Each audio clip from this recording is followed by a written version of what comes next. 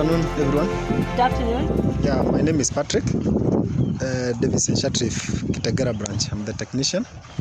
I'm the one who did this, all of it. So to start with, you start with the structure. It's a 3-meter high ground mount. That's what we call it, which is okay. The pump is 4 kilowatt. That's why we've done 17 panels. That is 335 watts. Because for the pump, the power have to be up to cater for when the weather is not that good. We've done them in series. It's a series of the 17 of them. We noticed there is a lot of wind. That's why the space a bit more. The structure is strong. So then we harvested the whole power to this one. This is the DC breaker. Okay. Yeah, the whole power is coming to this one. So this is the main switch. Okay. Yeah, if you keep it down, nothing will happen. So then from there, it's come to this inverter. Okay. We call it Sunverter 3.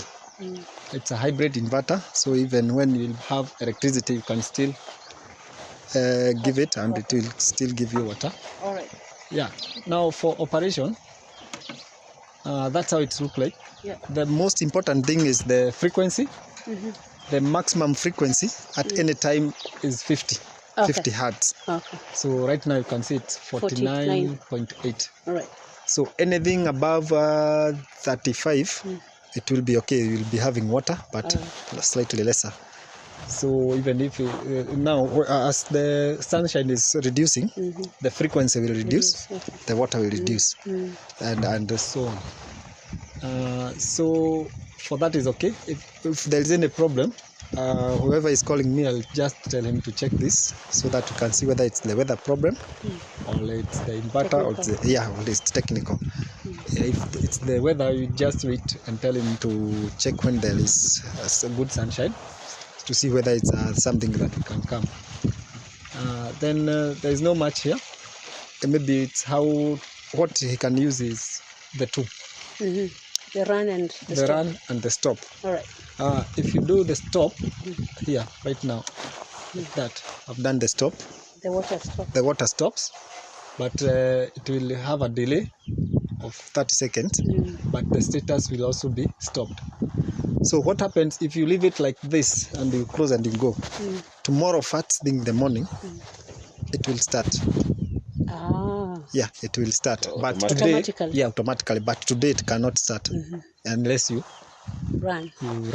Even if the seconds now you can see it's approaching 0, but the status is Stop. Yeah, stop. Now it's like that. So if you want it to cruise the water completely, you can just switch off here. That is, you cut off the power going here. So unless you put the breaker up, there will be no water coming. Okay. So this one is for when maybe you want to connect, maybe there is a pipe you're leaking, you can stop, then repair the pump, then you can continue. So if you just run there to start, the Sunverter starts, it's a soft start. So the pump starts slowly as the frequency builds until to the maximum according to the sunshine. Okay. Yes. So any question up to here? All right. So it's efficient. Little expectations in terms of it running down. So the efficiency depends on the sunshine. When there is a lot of sunshine, the frequency will be okay. But when it's cloudy, you still have water, but you'll have less water. Yeah, so that's the only issue we have it. Anything else, this inverter is very smart. If the level of the water goes below the pump, it will sense there is no water coming, and it will indicate loss of load. Okay. And it will shut.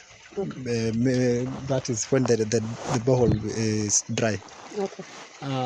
Also, when you do the tanks, while doing the tanks, we can also do something we call float switch. That is to automate it, so that nobody can come here tamper with it. to tamper with it, even your guy, Okay. because when the tank is full, it will sense. Okay. When the tank is half, it will start pumping. Okay. So there is no need to come and Run check or here. stop. Yeah. So any fault, it will indicate here. Okay. So before I come here, I'll talk to him and he'll tell me it's indicating this. So I'll know whether it's something to come or it's maybe something not to be here. So is this so all the maintenance will be done by you on a free charge? Maybe that We have warranty of 6 months.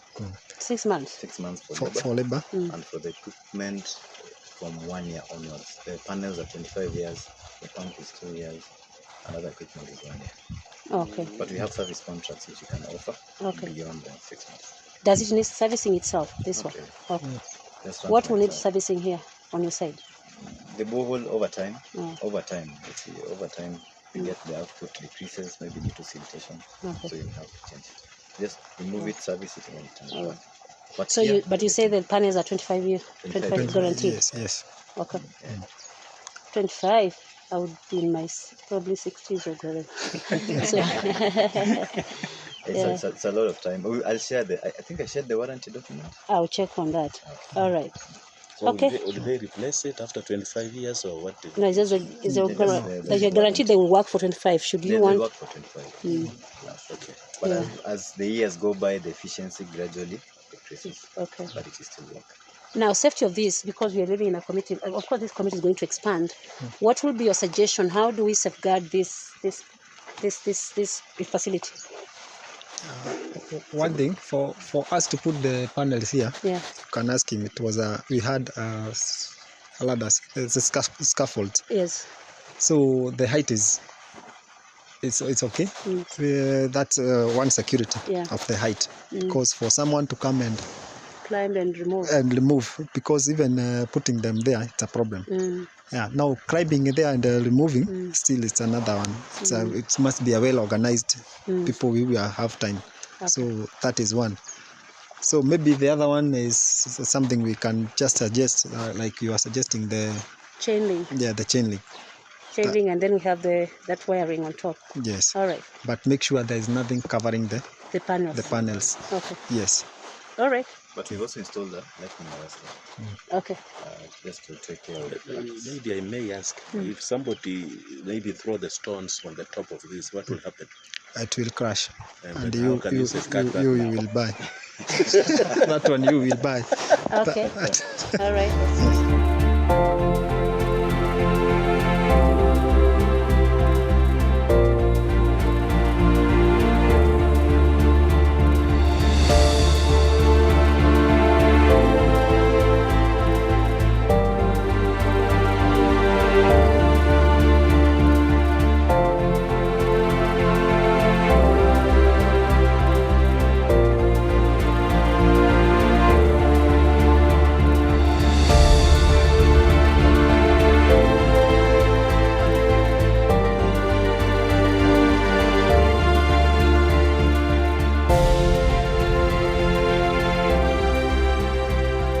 Okay, so honestly, on behalf of School Farms Africa in Gansi, the main people who have supported this project and made sure that we are where we are, we want to really say thank you so much. We want also to thank our chair and the board of School Farms Kenya for enabling the logistics for us to be able to have this. And of course, thanks Davis and Chatflip. They've been our partners since the Kibera project began, and they're the same people who did a borehole and pumping in the Kibera school, so we appreciate them. We also have our plump who is going to work on few things like the manhole that is going to be done here, and probably the safeguarding of that facility. We definitely want to say thank you. And of course, now all glory goes to God, and we say thank you for every donor. The Forest Methodist Church in Gansi, the people of Gansi, Overseas Aid Commission in Gansi, and every person who has supported the Baptist Church in Gansi, and every person who has supported us to have all this project. We definitely appreciate. The community is excited because this one is not just for School Farms alone, but it's also for the community.